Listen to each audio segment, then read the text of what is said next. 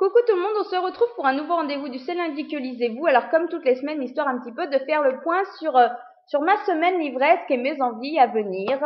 Donc voilà, j'avais prévu pas mal de choses la semaine dernière. Je m'étais dit que voilà, j'avais retrouvé mon rythme, que c'était reparti, que si je prévoyais pas mal de choses, j'allais m'y tenir. Oui, mais non, comme d'habitude, voilà. Je pensais qu'avec la reprise de l'école, ça serait un peu plus facile, que j'aurais un peu plus de temps, que le petit serait un peu plus crevé le soir et que donc il s'endormirait plus facilement, donc plus de temps pour moi pour lire. Mais pas du tout, parce que pas mal d'imprévus, voilà, pas mal de choses à faire justement avec le temps libre que l'école me faisait récupérer, donc finalement peu de lecture. Mais j'ai quand même lu. Voilà, je vous laissais la semaine dernière, j'avais tout juste entamé le tome 4 de Gone, donc l'épidémie de Michael Grant, c'est chez Pocket Jeunesse. J'avais pas d'avis parce que c'est vrai que j'étais à 10% et on nous reposait encore un petit peu, vite fait les bases, on recroisait un petit peu les personnages, donc voilà, rien de neuf à Perdido Beach, en tout cas dans les 10 premiers pourcents. Voilà, par contre, après la petite déception un petit peu qui avait été le 2 parce que j'étais quand même très mitigée, le 3 avait été excellent, il m'avait même relancé de ma panne livresque. Voilà, j'espérais passer un aussi bon moment avec ce tome 4. Alors, dans l'ensemble, j'ai passé un bon moment. Maintenant, il y a quand même quelques petites choses qui m'ont gênée et qui ont fait que je n'ai pas autant apprécié justement que ce tome 3. Pourquoi? Ben, tout simplement parce que le souci, c'est pas du tout un manque d'action. Et je dirais même pour une fois que le souci, c'est le trop d'action. Voilà. Bon, à la base, on a une intrigue, un fil rouge qu'on suit, donc cette fameuse épidémie. Je pensais qu'on allait rester un petit peu calé là-dessus, et en fait, pas tant que ça, puisque l'auteur sort quand même pas mal d'intrigues secondaires, tertiaires. Enfin voilà, on suit quand même, je crois que c'est 4-5 choses importantes qui se passent. Donc c'est quand même costaud, ça peut être bien, ça peut être entraînant. Maintenant, le problème, c'est qu'en plus, il y a une espèce de dispatching au niveau des personnages. Voilà, là où avant, ils étaient en gros tous à Perdido Beach et qu'ils gravitaient un petit peu tous ensemble et qu'ils se croisaient régulièrement et que voilà, au niveau de l'intrigue, ça se regroupait quand même, ben là, c'est plus tellement le cas. Voilà, il y en a certains qui sont sur une île, il y en a qui sont à Perdido Beach, il y en a qui sont à l'ancien pensionnat, il y en a qui vont à Vadrouille, il y en a un autre qui est dans la forêt. Enfin, il y a limite un petit peu de quoi se perdre, voilà, et le trop d'action, en fait, ouais, voilà, il y a des fois on se plaint qu'on n'en a pas assez, mais là j'en aurais aimé un petit peu moins que l'auteur, à la limite, choisisse moins d'intrigues secondaires, se contente de 2 ou 3 et puis nous sorte, à la limite, voilà, si vraiment il voulait, voilà. Le souci en plus, c'est que j'ai trouvé que tout était pas spécialement super intéressant. Donc de là à suivre une bonne dizaine de personnages et ce qui leur arrive séparément, c'est quand même assez costaud. Surtout que c'est pas super équilibré au niveau du récit. Voilà, on passe pas un chapitre l'un, après on passe à l'autre. Non, il y a des fois, on nous parle d'un truc et on y revient, je sais pas, 150 pages après. Ce qui fait qu'il s'est tellement passé de choses pour les autres personnages et dans d'autres situations à ce moment-là, entre-temps, que quand on retombe dessus, on dit mais oui, c'est vrai qu'il y avait cette intrigue là aussi, puis eux qui avaient aussi un souci de leur côté, mais on a un petit peu de mal. Donc c'est vrai que moi j'ai lu quand même sur 2 jours et demi, donc j'ai pas été perdue, mais enfin c'était quand même assez balèze à vraiment arriver à tout suivre et retenir. Celui qui lit cette bricounette sur 15 jours, je pense qu'il va en avoir quand même un petit peu marre et plus forcément s'y retrouver. Voilà, autrement, au niveau de l'histoire, elle reste sympathique. On a une bonne évolution des personnages, alors pas comme dans d'autres séries en positif ou en négatif, non, mais concrètement par rapport à la situation, ben voilà, c'est vrai que il s'était fait un petit peu au fait de se retrouver bloqué, donc sans adulte. Voilà, et puis il s'organisait un petit peu autour de ça. Il y avait de grands événements, donc la fin qui était le tome 2 où vraiment il a fallu qu'il règle le problème et tout. Voilà, tous les problèmes qui nous viennent pas forcément tout de suite à l'idée arrivent à tour de rôle. Ça les oblige à grandir, ça les oblige à prendre des décisions, ça amène aussi une certaine tension au niveau du récit, au niveau des personnages. Il y a quand même reste toujours cette espèce de combat de force entre les personnages forts justement de la zone qui veulent un petit peu chapeauter tout ça et être le grand chef. Donc c'est vrai qu'au-delà des autres soucis, ça les oblige quand même à grandir et ça fait pas mal de choses à gérer pour des gamins qui ont quand même moins de 15 ans. Donc ça, c'était plaisant, mais comme je vous dis, le fait de trop se disperser, d'essayer de suivre trop d'histoires, ça m'a quand même un petit peu embrouillé à la longue. Alors heureusement, forcément, sur la fin, les personnages se regroupent et les intrigues se recoupent. Maintenant, j'aurais quand même aimé un petit peu plus de live pour que ce soit un petit peu moins prise de tête d'arriver à suivre justement tout le monde. Par contre, voilà, dans l'ensemble, j'ai quand même bien aimé. Sans souci, je lirai le tome 5, surtout que, ben voilà, maintenant que l'épidémie est passée, j'ai hâte de voir ce que donne la suite.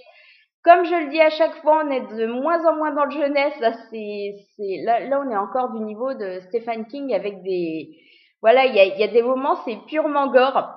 On visualise très bien parce qu'en plus, il nous fait, Michael Grant, des descriptions. Voilà, on n'a aucun mal à imaginer ces scènes gore et tout. Et c'est vrai que, mais en même temps, voilà, garder le côté gentillet dans la situation dans laquelle il se trouve, c'est juste pas possible. Et puis voilà, j'ai juste envie de dire aux gamins qui justement se plaignent que les parents sont toujours chiants et qui aimeraient vivre sans eux dans un monde où il y aurait que des gamins qui feraient ce qu'ils voudraient. Mais donnez-leur cette série-là, vous allez voir, ça va les vacciner et puis finalement ils apprécieront 2 fois plus par derrière.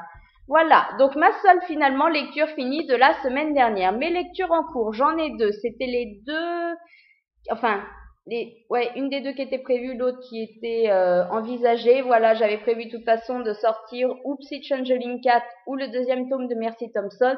Mais finalement, tout le monde était plus emballé par Mercy, donc je me suis dit, je le ressors surtout qu'il était entamé, il était arrêté au tiers depuis 3 mois. Donc voilà, j'ai repris Mercy. Et ben finalement, j'ai même repris dès le début, parce que c'est vrai que je me souvenais quand même bien de ce qui s'était passé malgré cette pause de 3 mois. Voilà, ça m'avait quand même marqué. Maintenant, j'avais peur qu'au niveau des prénoms, surtout du démonologue, démonologue, je crois bien.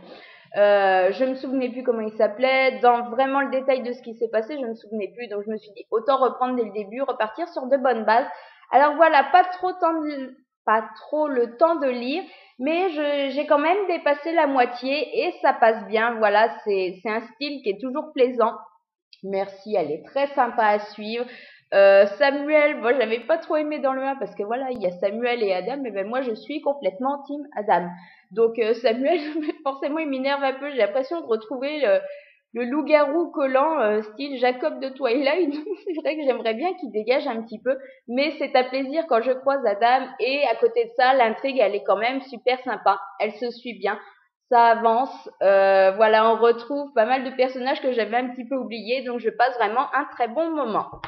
Ma 2e lecture en cours, elle est sur le Kobo, et c'est donc le 3e tome de la série Bon baiser du vampire de, je ne me souviens plus le nom, Caroline Sparks ou un truc dans le genre. De toute façon, je vous mets la couverture maintenant, ce sera plus simple. Donc le 3e tome qui s'appelle Emma contre les vampires, donc un titre pas très recherché, une couverture voilà toujours la même, moche, la demoiselle mal peignée, voilà, ça donne pas super envie. Par contre, donc elle, on l'a très vite croisée dans le tome 2. Par contre, le mâle dominant donc de ce tome 3, c'est Angus, qui est donc un Écossais qui se balade en kilt et qui est vampire depuis X temps, qui dirige un petit peu alors c'est une espèce de boîte de surveillance, de garde du corps, tout ça, mais spécialisée vampire parce que voilà, ce sont tous des vampires écossais avec l'attirail complet, la clé mort et tout le tout. Et donc en fait, ils se retrouvent un petit peu l'un contre l'autre. Voilà, elle est tueuse de vampires, d'où le titre tout pourri quand même qui a pas été cherché bien loin. Et lui est un vampire et voilà, on se dit il va y avoir le truc entre eux, c'est de la romance paranormale, donc ça va pas être possible autrement. Donc voilà, commencez, pas trop d'avis non plus puisque j'ai lu les 2 premiers chapitres. Maintenant, ça s'amorce très très bien. Voilà, je crois bien que c'est la couverture des 3 premières qui pour l'instant me plaisait le moins, mais au niveau de l'intrigue, c'est quand même celle qui commence, voilà, le mieux.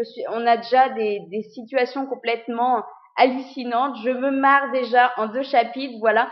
Et je sens que voilà, la rencontre des 2, l'histoire, ça promet d'être très très très sympa. Donc de toute façon, je vous en reparle la semaine prochaine. Pour mes lectures à venir, ça va être tant qu'assez rapide parce qu'en fait, je sais pas, voilà, je vais éviter d'en sortir trop cette semaine, comme ça, de faire des prévisions que je ne tiendrai pas. Eh ben, j'ai tout de même sorti un petit jeunesse parce que je pense qu'après, je vais apprécier. Voilà, après les vampires, après Merci. revenir un petit peu aux jeunesses, je risque de passer un très bon moment. Je risque certainement à 70-75% de sortir donc le tome 2 de la saga Divergente et sa couverture toute moche. Donc de Véronica Roth, c'est chez Nathan. Voilà, parce que justement avec ma petite relecture diagonale il y a 15 jours, 3 semaines du tome 1, j'ai envie d'avancer justement et de découvrir ce tome 2. Donc voilà, ça aurait été quand même plus rapide cette semaine, forcément. Hein. La semaine dernière, j'avais dit que je ferais mon petit TMM vendredi. Je crois même que je l'avais dit la semaine d'avant. Eh bien finalement, je l'ai pas fait puisque je me suis posée dans le canapé avec un peu de cheminée, un petit livre, un café. Je me suis dit, allez, tu vas te motiver vendredi après-midi. Puis en fait, je me suis carrément endormie. Donc le petit TMM n'était pas pour la semaine dernière, mais cette semaine, par contre, je le fais parce que surtout que j'ai, voilà, ça va faire 4 semaines, donc j'ai quand même un certain nombre de livres à vous présenter. Voilà, donc je vous dis de toute façon à vendredi pour ceux que ça intéressera. Sinon aux autres, je vous dis à lundi prochain pour un nouveau C'est lundi que lisez-vous.